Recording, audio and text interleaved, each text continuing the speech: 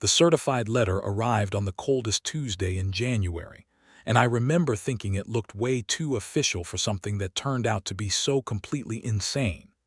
I was standing at my front door in my wool socks, clutching a mug of coffee that had already gone lukewarm, because the draft coming through the mail slot was absolutely brutal.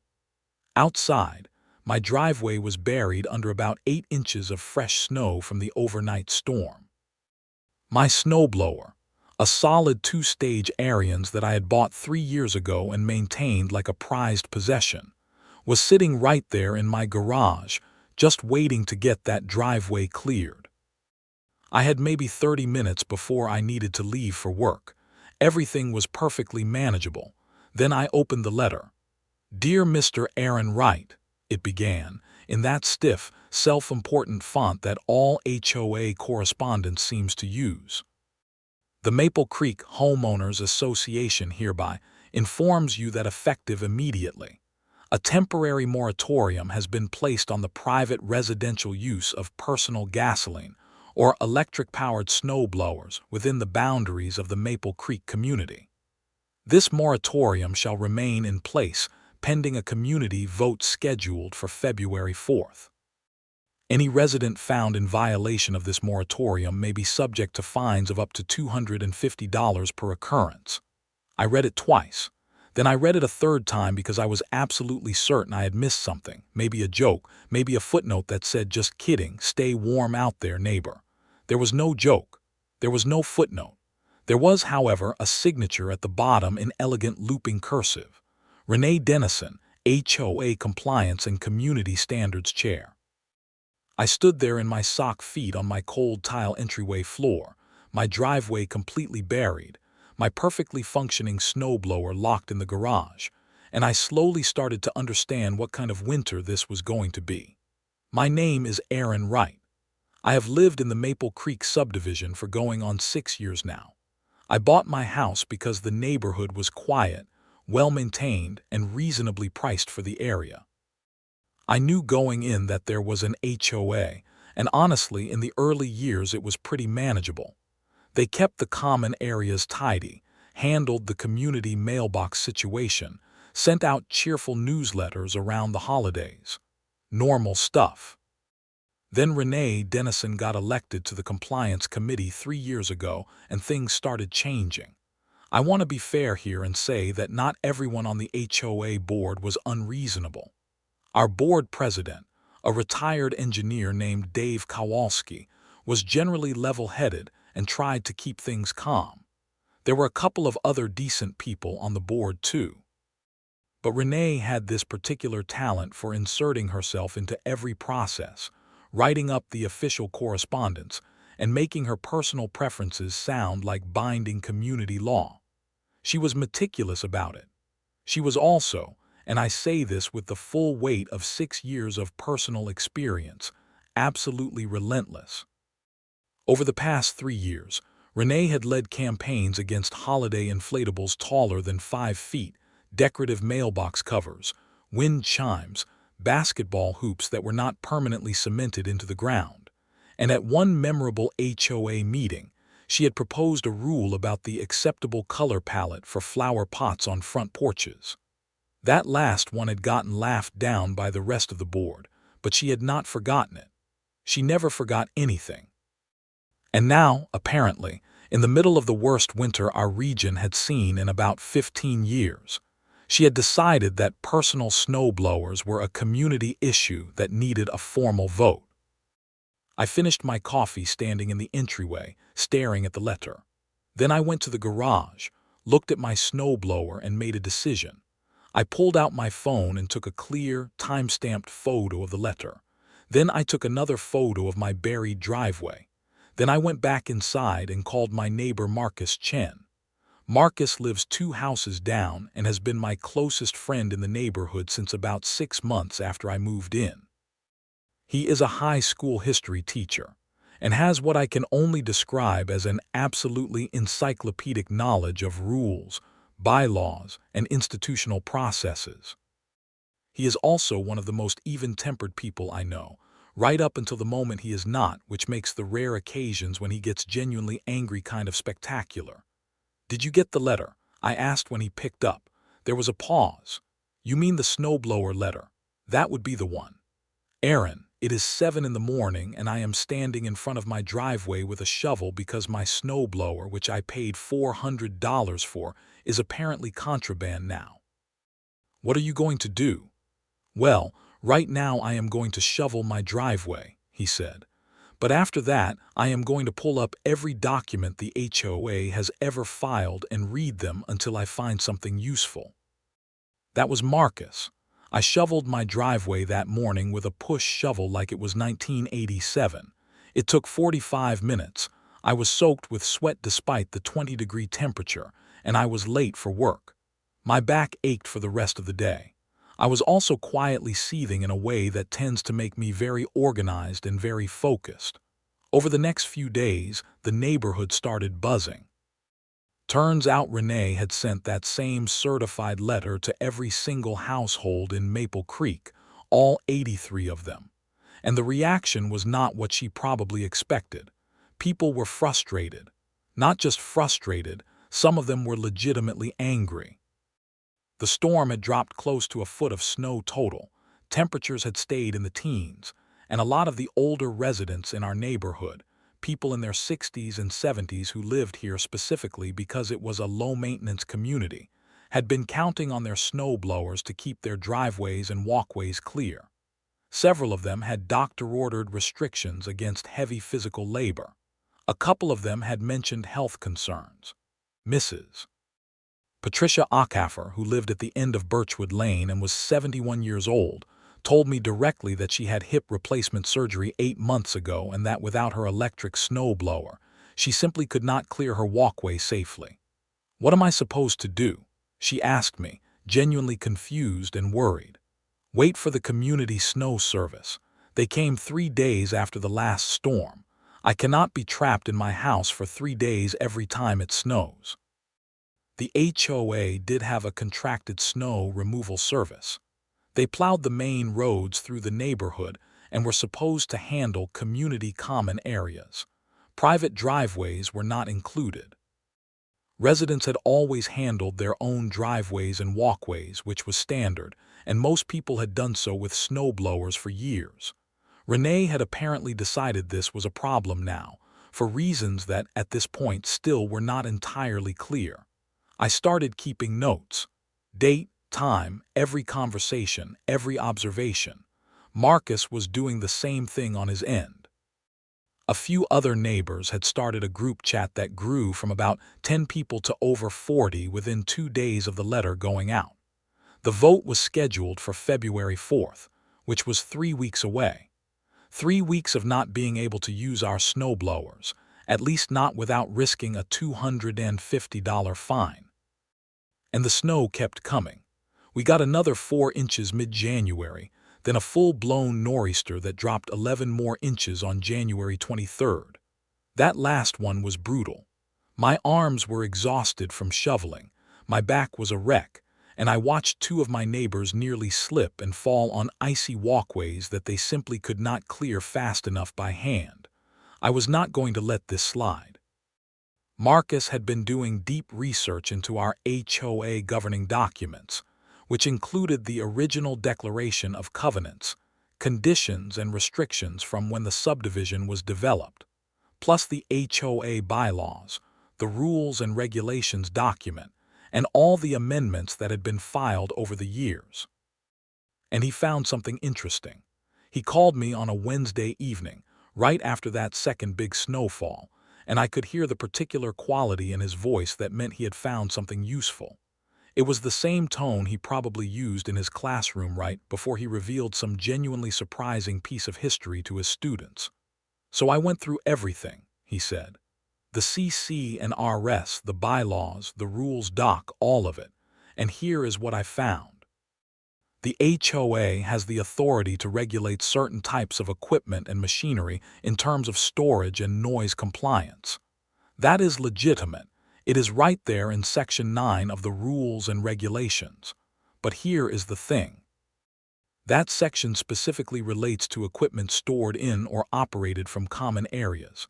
Private property, meaning your driveway, your side yard, your backyard, that falls under your own property rights and is only subject to the CC and RS, not the standalone rules document.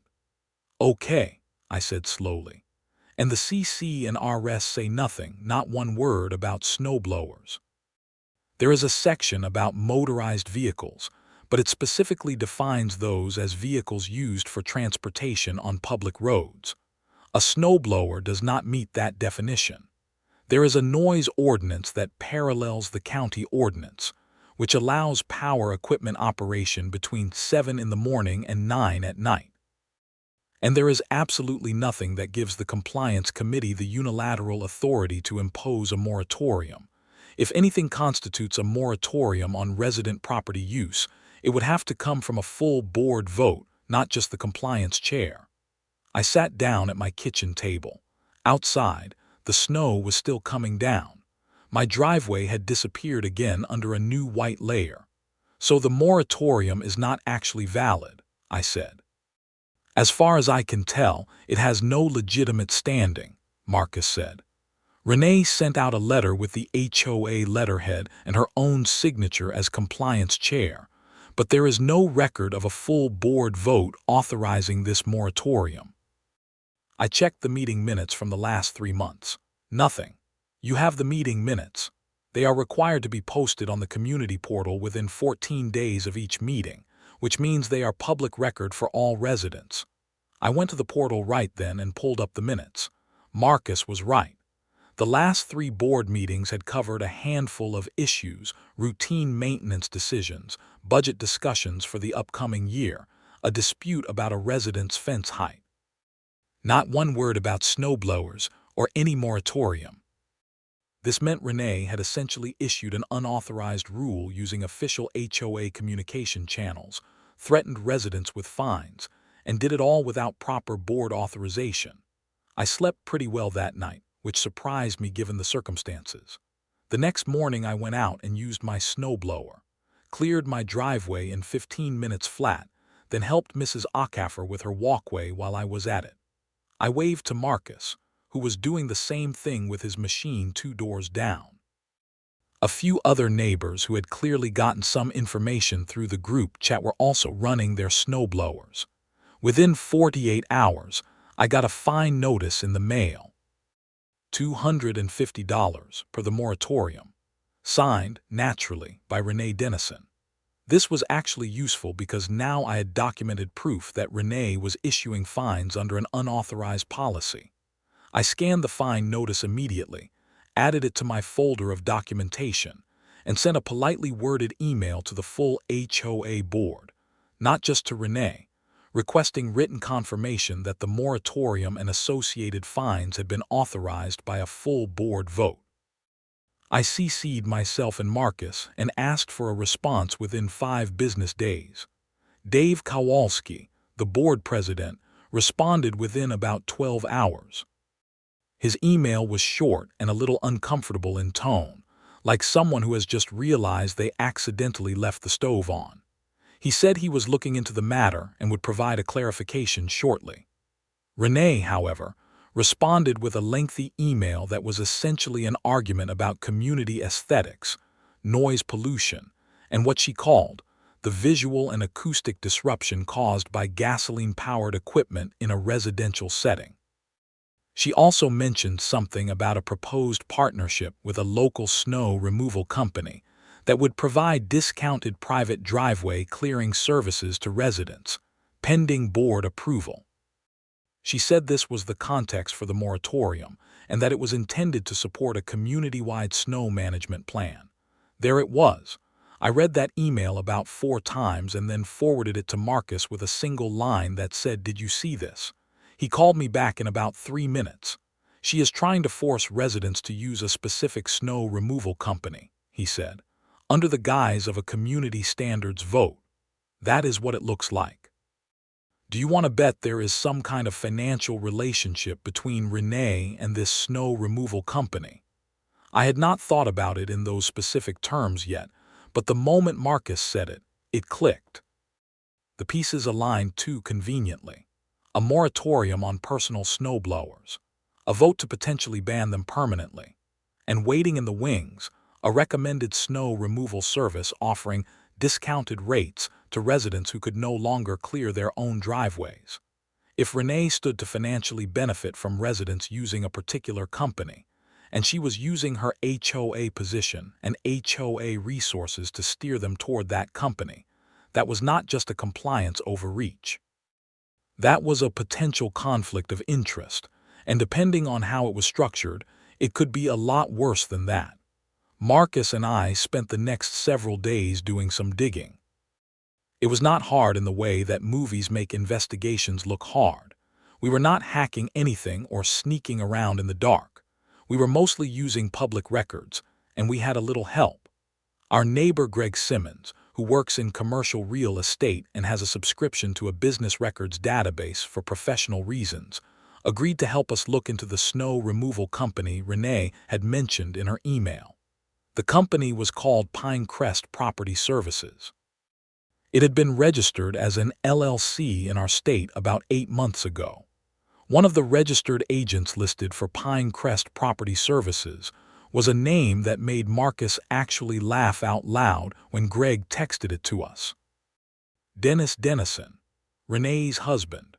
I am going to let that sit for just a moment because when Marcus texted me that name with about 6 exclamation points, I sat in my car in my own driveway in the cold and took a full minute to process the beautiful, ridiculous completeness of it. Renee had used her position as HOA compliance chair to issue an unauthorized moratorium on personal snowblowers, send official HOA fine notices to residents who violated it, and was steering the community toward a snow removal company that was owned and operated by her own husband. A company that had been created 8 months ago, conveniently before the winter season. I added everything to my documentation folder, which at this point was a fairly thick digital file organized by date. Meanwhile, the community group chat was very active. People were frustrated about the snow situation, about the fines, and about the upcoming vote. The narrative had started shifting, though. More and more people were asking questions about the moratorium's legitimacy, about the proposed snow service, and about the vote itself. I had shared enough information in the chat to get people thinking critically without laying out the full picture yet. I wanted the right moment for that. The HOA scheduled a community information meeting for January 30th, about 5 days before the actual vote on February 4th. This was a chance for the board to present the proposed rule change and for residents to ask questions. These meetings were normally held in the community center, a small heated building near the main entrance to the subdivision that seated about 60 people comfortably. When I showed up that evening, there were about 75 residents already there, with more filtering in behind me. People were standing along the walls. I spotted Marcus near the front, already seated with his folder of notes. Mrs. Acaffer was there, sitting with a couple of her neighbors. Greg was there. The group chat had done its work. The board sat at a folding table at the front of the room. Dave Kowalski looked slightly alarmed by the turnout. 2 other board members, Carla Fenton and Bob Huang, looked normal. Renee Dennison was seated at the far end of the table in a deep burgundy sweater, with a neat stack of papers in front of her and an expression of practiced composure. Dave opened the meeting, did the standard housekeeping, and then introduced the agenda item. He explained that the board would be putting to a resident vote on February 4th the question of whether private snowblower use would be permanently restricted within the community, with an exception for residents who could demonstrate medical necessity. He kept his explanation fairly brief and neutral. Renee then took over and launched into a prepared presentation. She had actually brought printed handouts. The presentation covered noise levels of gasoline snowblowers in decibels, a survey she said she had conducted about resident preferences, and information about the proposed Pinecrest Property Services partnership that would offer residents a discounted driveway clearing rate of $40 per occurrence. Hands went up immediately. Dave recognized Mrs. Acaffer first, because she had her hand up before Renee had even finished her last sentence. I had a hip replacement 8 months ago, Mrs. Acaffer said, clearly and calmly. My doctor has told me not to shovel snow. If I cannot use my electric snowblower and I have to wait for an outside service, what happens when they cannot come for 2 or 3 days? Am I supposed to just stay in my house? Renee said the medical exception process would address situations like hers. Mrs. Acaffer said she would like to see the specific criteria for that exception in writing tonight before the vote. Renee said the criteria were still being developed. There was a low rumble of discontent through the room. Another resident, a guy named Phil Barker who had a corner lot with a long double driveway, asked about the $40 per occurrence rate. He said his lot required clearing about twice as often as a standard driveway in heavy snow, and at $40 a pop, he was looking at potentially $400 or $500 in a single bad month. He asked if the rate was negotiable and what the contract terms would be. Renee said the rates were competitive and that Pinecrest had been selected through a careful vetting process. That was the moment I had been waiting for. I stood up. Dave recognized me, and I thanked him. Then I kept my voice conversational and steady, because I had practiced this, and I said, I have a few questions about the vetting process for Pinecrest Property Services, and also about the authority under which the moratorium in this letter was issued. I held up my copy of the moratorium letter. A few people near me leaned in to look at it. First, I said, I'd like to ask the board to confirm for the record whether the moratorium described in this letter was authorized by a full board vote, and if so, at which meeting that vote occurred. There was a silence. Dave cleared his throat.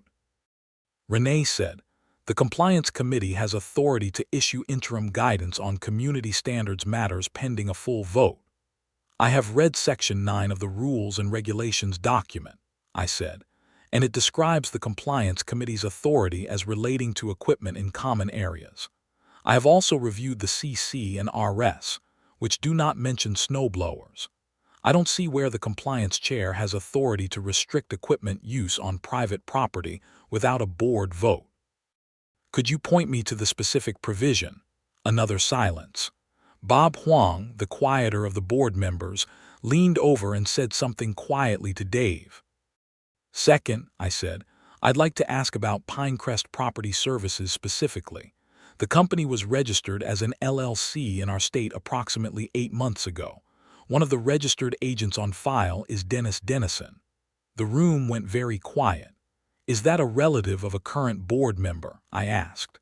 And if so, was that disclosed to the full board during the vetting process for this proposed partnership? Renee's composure did not shatter exactly, but it cracked in a visible way. Her jaw tightened. Her hands shifted on her papers.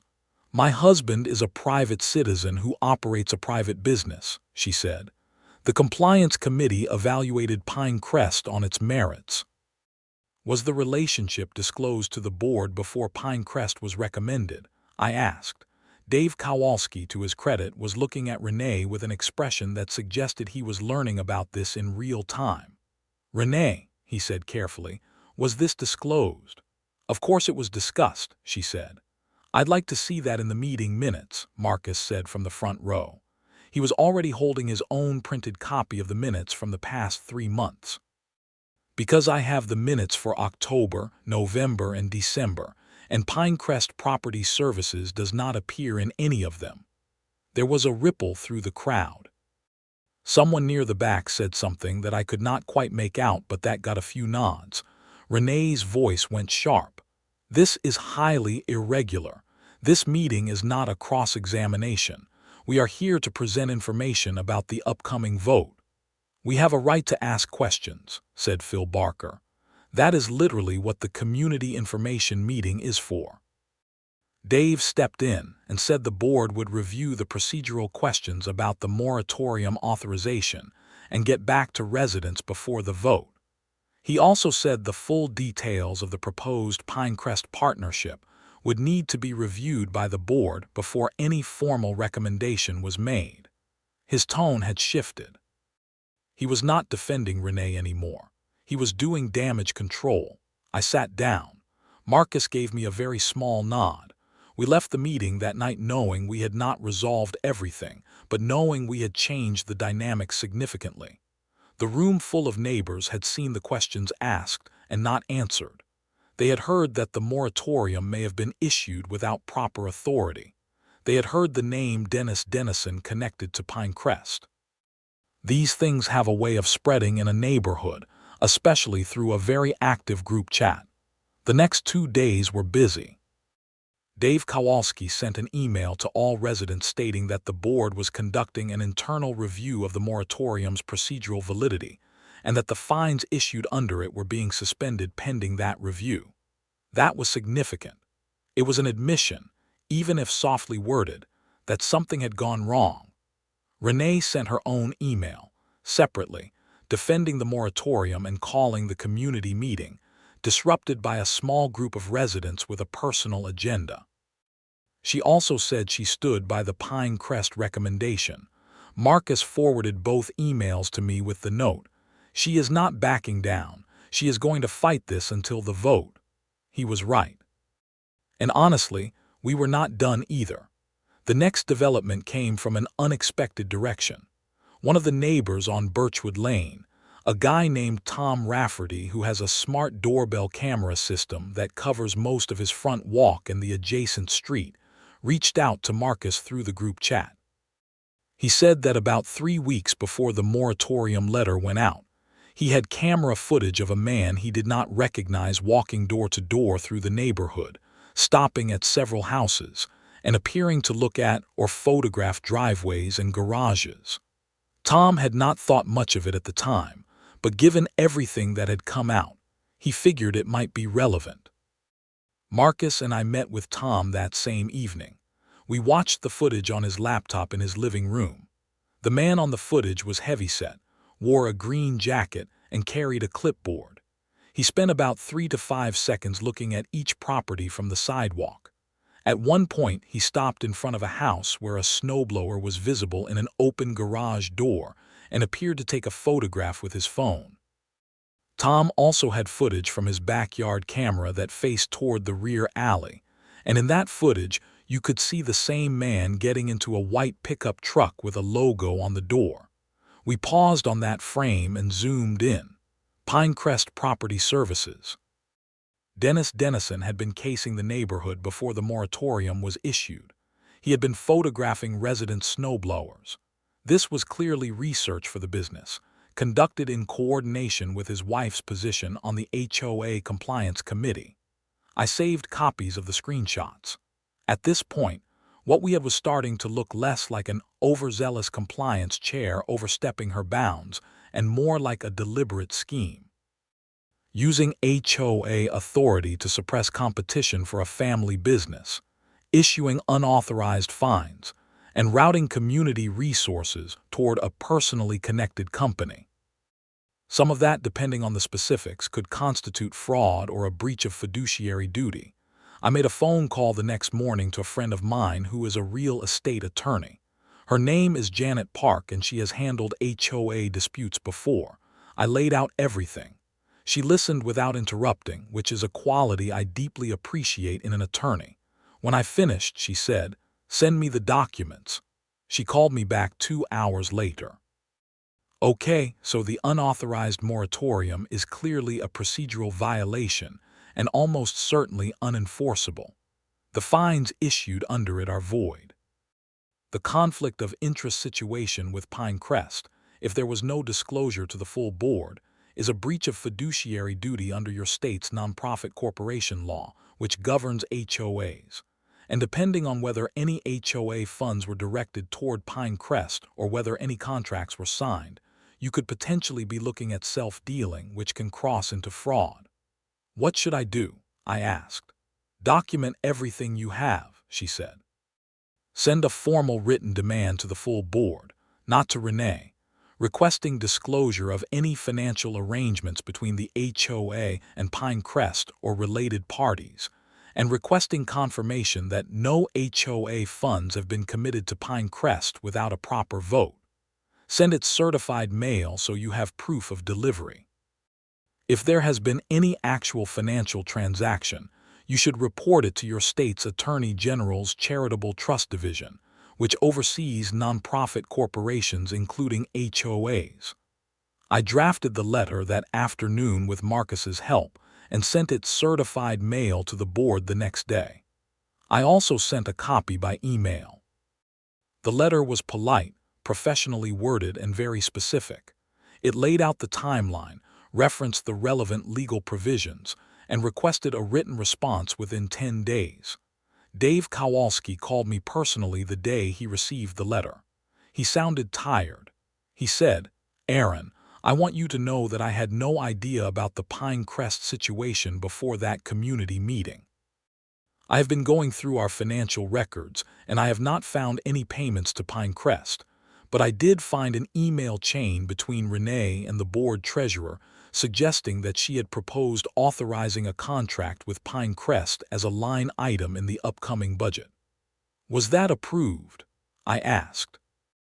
"The budget has not been formally voted on yet for this year," he said, "so technically nothing has been committed, but the proposal is in there.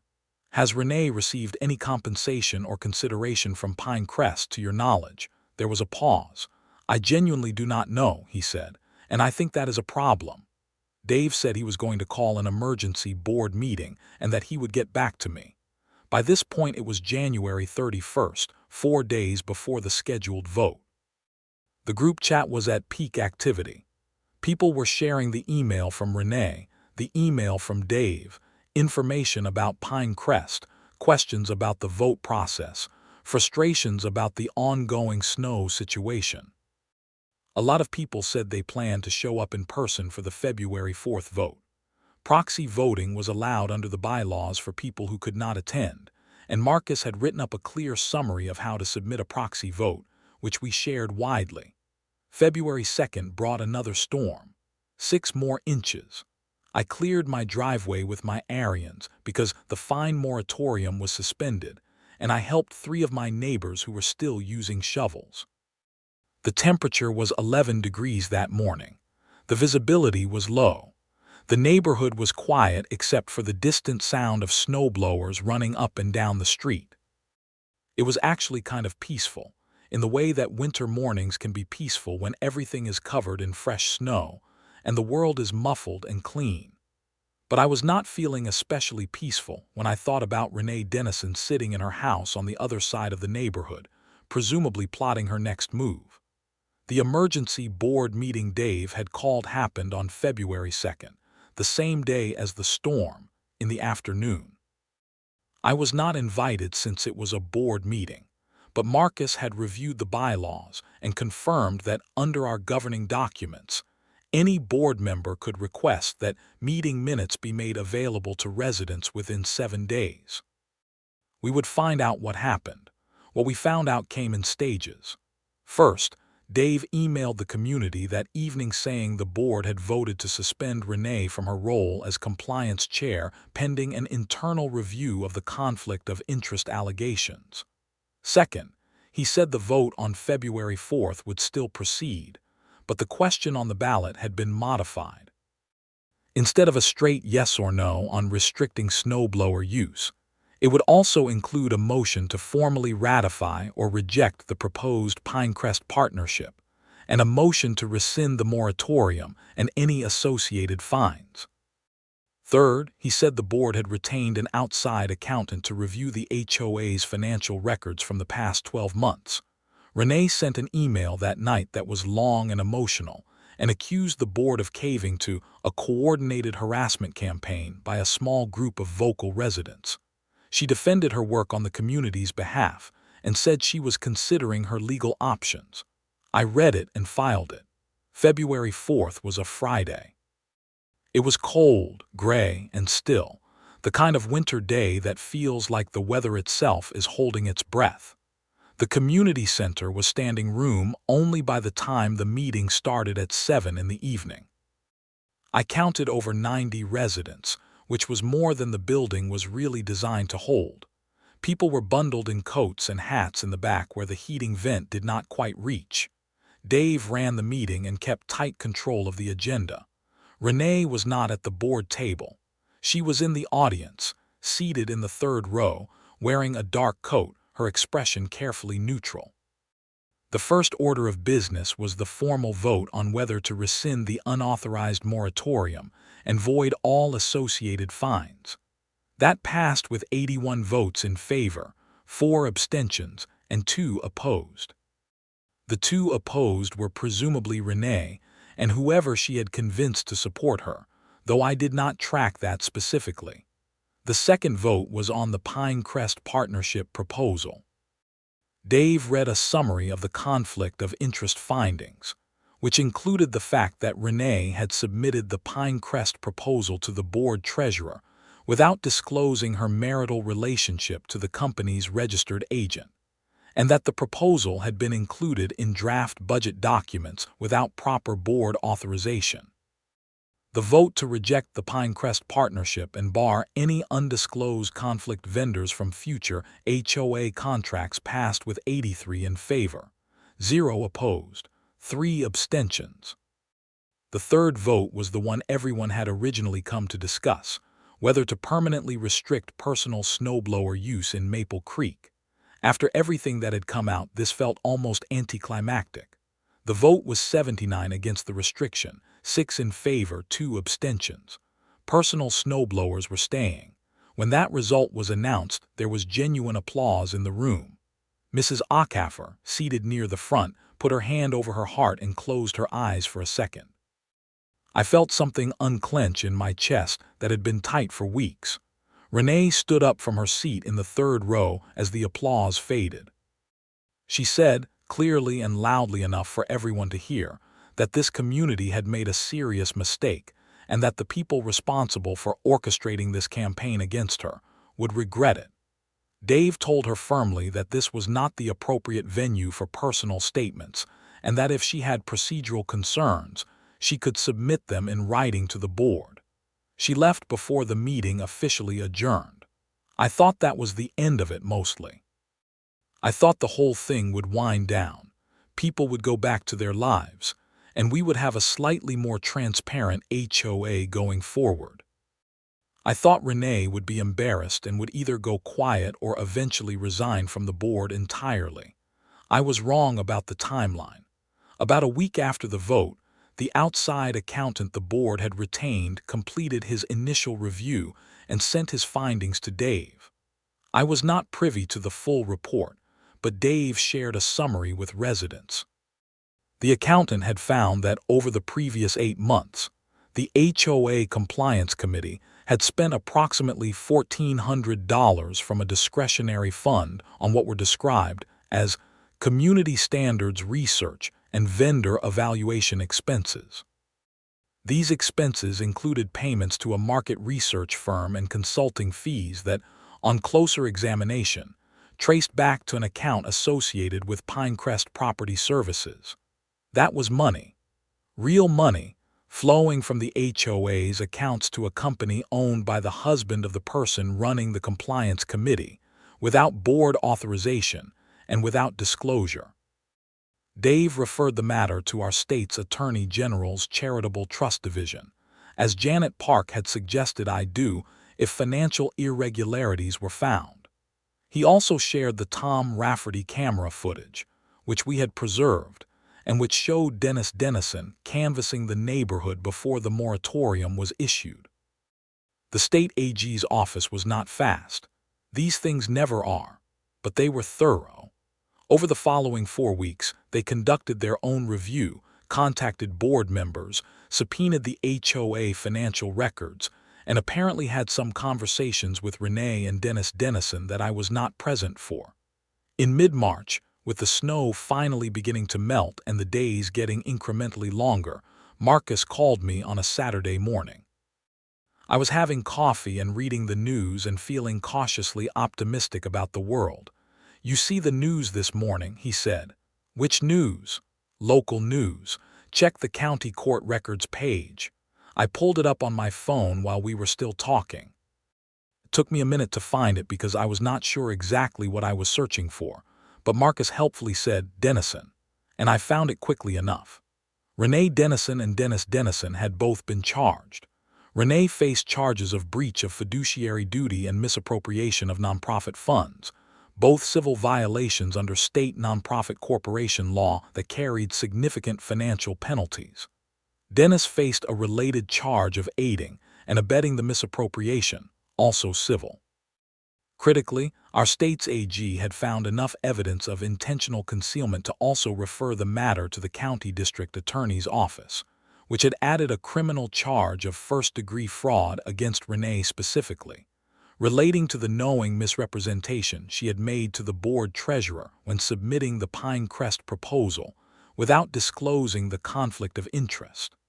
They were both required to appear in court. Renee was not arrested in any dramatic sense, no handcuffs on the front lawn or anything cinematic like that. But she was charged, formally and officially, and the story was picked up by the local news station and the county newspaper. I will be honest and say that I spent about 2 minutes reading the article with a very specific and ungenerous feeling of satisfaction. Then I texted Marcus a single word, which was justice, and he sent back a thumbs-up emoji. There was a subsequent HOA meeting in late March to officially remove Renee from the board, which happened by unanimous vote among the remaining members. Dave moved to formalize the conflict of interest disclosure requirements for all board members going forward, which also passed unanimously. The board also voted to send a letter to every resident who had received a fine under the unauthorized moratorium, confirming that the fine was void and would not appear on their HOA records. Mrs. Acaffer got her letter and called me to say thank you, which felt genuinely good in the uncomplicated way that not many things do. Phil Barker, the guy with the big double driveway, showed up at my door one Saturday with a six-pack of a local winter ale and said, "I just wanted to say thanks for asking those questions at the meeting." We stood in my driveway in the cold for about 20 minutes talking about it all, and then he went home, and I finished shoveling the last few inches of what turned out to be the winter's final real snow. The legal proceedings against Renee and Dennis moved through the system over the following months. The civil violations resulted in fines and a requirement that they personally repay the HOA for the $1,400 that had been misappropriated from the discretionary fund, plus the costs of the external audit, which came to a total of just under $4,000. The criminal fraud charge against Renee resulted in a plea agreement in which she accepted a misdemeanor conviction, paid an additional fine, and was placed on a 1-year probationary period. She was also permanently barred from serving on any nonprofit board in the state under the terms of the civil settlement. Renee Dennison closed Pinecrest Property Services about 6 weeks after the charges were filed. The LLC was formally dissolved. Looking back at the whole thing now from the comfortable distance of a spring that finally arrived after the brutal winter, I think about what the whole experience actually taught me. Not in a grandiose, lessons-learned way, but practically. It taught me to read the governing documents, all of them. I had lived in Maple Creek for 6 years, and I had maybe skimmed the CC and RS once when I bought the house and never looked at them again. Marcus had done the same until this situation forced him to dig in. Most people in our neighborhood had no real idea what the HOA could and could not legally do. That ignorance was part of what gave Renee room to operate. It also taught me that documentation is everything. Every letter, every email, every time-stamped photo, every preserved piece of footage. Not because you are planning to go to war with anyone, but because when something goes wrong, the person who has the documentation has the power. Renee had been very good at creating official-looking documentation for her own position. We just had to match that and add actual evidence. And it taught me something about neighbors. The Maple Creek community group chat, which had started as a way to coordinate around the snowblower situation, kept going long after the vote. People started using it for practical stuff, coordinating snow shoveling for the older residents who needed help, sharing information about good local contractors, flagging when the community roads needed salting. The whole mess had accidentally made us a more connected neighborhood. On the first really warm day in April, Marcus and I walked the neighborhood together after work, the way you only do when the winter finally breaks and being outside feels like a reward rather than a survival task. The snow was completely gone. The lawns were brown but starting to green at the edges. People had their garage doors open, airing out the winter. I could see snowblowers sitting in garages all the way down the street, legal and present and ready for next year. The new compliance chair was a soft-spoken accountant named Vivian Tran, who had moved to Maple Creek 2 years ago, and who, Marcus informed me, had already proposed a bylaw amendment requiring full financial disclosure from any board member recommending a vendor with any personal connection. It had passed the board immediately and would go to the full community for ratification at the spring annual meeting. "Think next winter will be calmer?" I asked Marcus as we walked. "Depends on the snowfall," he said. "I meant politically." He thought about it for a second. "Yeah," he said, "I think it'll be calmer. We actually know how this place works now. It is harder to push people around when they know the rules." That seemed right. Not triumphalist, not naive, just practically accurate. The HOA was not the enemy. It was a structure, and structures can work well or badly depending on who is inside them and whether anyone is paying attention. We had been asleep at the wheel for a few years while someone quietly drove in a direction that served her interests and not ours. We would not make that mistake again. The Arians was still in my garage, tuned up and ready. I had actually changed the oil and sharpened the impeller blades during the last cold weekend of the season, just as a matter of maintenance. It sat there now with the garage door open, looking perfectly ordinary and completely unbothered, which is exactly what it always had been and always would be. A snowblower, on my property, operated lawfully within the permitted hours. Sometimes the most radical thing you can own is something that was never anyone else's business in the first place. The spring annual meeting was held on April 15th, which was a clear cold evening that still had a winter edge to it, the kind of night that reminds you not to put away your coat too soon. The community center was well attended again, maybe 60 residents, which was a solid showing for a routine spring meeting with no drama attached. Dave Kowalski opened with a financial report that was transparent and detailed, covering the costs from the audit and the HOA's plan to replenish the discretionary fund from the recovered funds. Everything balanced. Everything was accounted for. Vivian Tran presented the proposed conflict of interest amendment. She walked through it clearly, answered questions patiently, and when someone asked what would happen if a board member failed to disclose a conflict, she had a clear, specific answer ready that referenced both the state nonprofit statute and the updated bylaws. The amendment passed with unanimous approval from the residents present and the required quorum of proxies.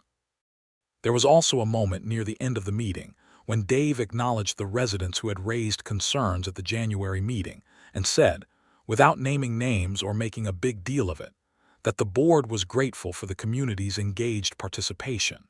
He said it simply and genuinely, the way a decent person acknowledges that other decent people did something useful. I thought about that on the drive home.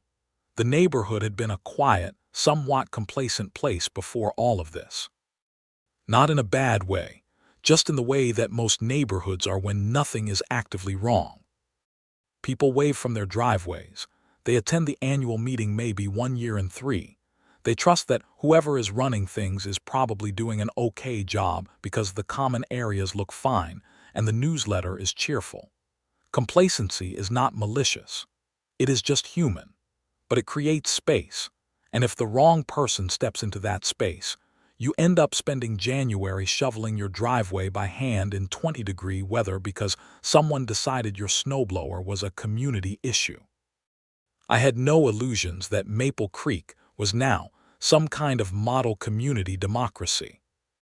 It was still an ordinary subdivision with a modest HOA and 83 households who mostly just wanted to live their lives without drama. Next year there would probably be some other small conflict, some fence dispute or landscaping disagreement or noise complaint. That was the nature of community life. But the framework was better now. The disclosure rules were tighter. The residents were more engaged and more informed. And critically, the message had been sent in a pretty unmistakable way that the HOA's authority had limits, that those limits were enforceable, and that people who tried to abuse the system would eventually have to account for it. That is not nothing. I got home that night around 9. The neighborhood was quiet and dark except for the warm yellow light in windows and the occasional porch light. I parked in my garage next to the Arians, which sat in its corner with the dignified stillness of a machine that has been properly maintained and correctly used, and is ready to work again when the season calls for it. I went inside, made a cup of coffee, and sat at my kitchen table for a while without turning on the television. Outside, the last of the winter cold was still in the air, but the worst of it was behind us. We had made it through, all of us together, neighbors who had been barely acquainted 6 weeks ago and were now on a group chat together talking about everything from snow removal to spring planting to local restaurant recommendations. When I went to bed that night, I was not thinking about Renee Dennison or Pinecrest or HOA bylaws or any of it. I was thinking about how Marcus and Mrs. Acaffer and Phil Barker and Tom Rafferty and about 60 other people I had barely spoken to before January had all shown up in a cold community center and done something simple and important together. They had paid attention, and that, in the end, was the whole thing. Not the vote, not the legal proceedings, not the satisfying conclusion of watching someone face real consequences for a real abuse of power, though I will not pretend that part was not satisfying. The whole thing was just people in a neighborhood deciding to pay attention, read the rules, ask the questions, and refuse to be pushed around. It is not a complicated story, but it was a cold, eventful, occasionally exhausting, and ultimately worth it winter. And my driveway has never been so well shoveled.